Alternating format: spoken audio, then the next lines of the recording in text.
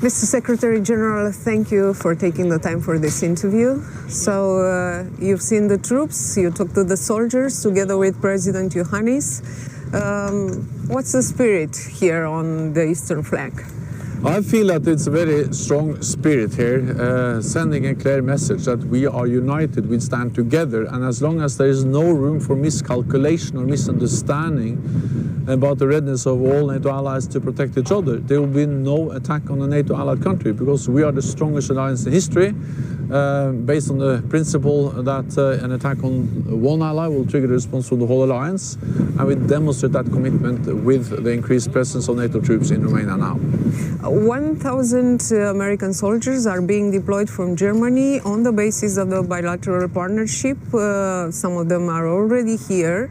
Will NATO go further? Should we expect more soldiers, more military equipment in the future? Maybe a battle group like in Poland or the Baltics? NATO has already increased its presence in the eastern part of the alliance, in the Black Sea region, in Romania, but also in the Baltic region, with more air policing, more naval forces, but also more troops on the ground, as a US presence here in Romania demonstrates.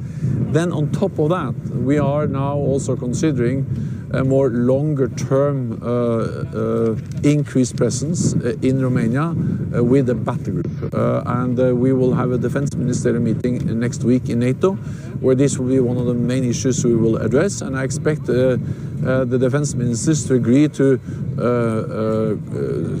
initiate further planning on what kind of battle group, and France has offered to lead a NATO battle group in Romania. So this is now a work in progress, and I expect a decision in not too distant future. In the meantime, Russia continues to build up the military build-up in and around Ukraine, and also in the Black Sea. We've seen some warship movements in the last days. How is NATO going to react to this?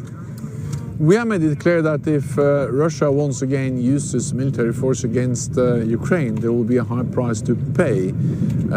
Economic sanctions, diplomatic sanctions, and of course NATO allies also provide support to Ukraine, so we help them with their self-defense. And we have also made it clear that we are here to protect and defend all NATO allies. We don't have any plans to deploy NATO combat troops to Ukraine, but we are ready to protect and defend all NATO allies covered by the collective defense guarantees of NATO.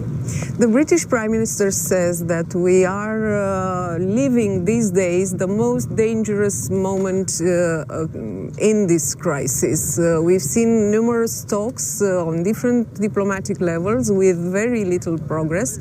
So is your assessment that there still room for a diplomatic solution, or are we on the verge of war? It's never too late to de-escalate. It's never too late to find a political solution, and we call on Russia to de-escalate. We call on Russia to engage in a political effort to find a political solution. But of course, with more and more Russian troops, the warning time is going down. So the number of troops is going up, the warning time is going down. Of course, that is of great concern for all of us.